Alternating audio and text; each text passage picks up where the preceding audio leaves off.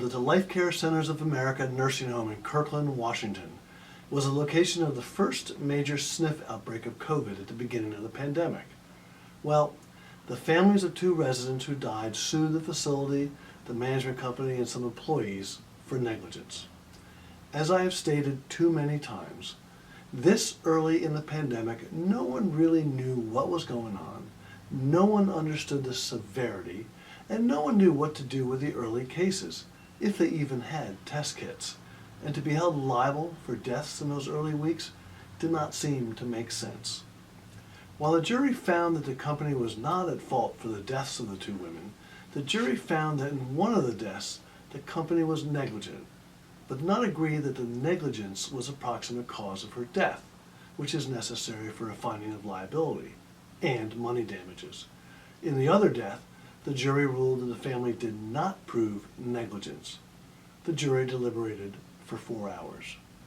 The plaintiffs argued that the company and facility deviated from the appropriate standard of care. Really? What exactly was the standard of care for COVID infections back in February 2020? There wasn't one. And we were still in the period of debating the efficacy of masks, or at least Dr. Fauci was. In the case of one of the deaths, Life Care Centers argued that the resident died of kidney failure after refusing to eat and drink for 10 days.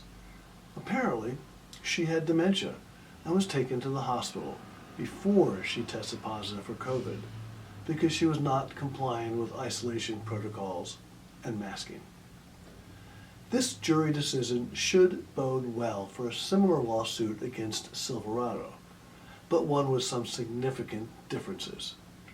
While there may have been real negligence in some of the deaths in nursing homes in the first year of the pandemic, in the first 3 months, not really.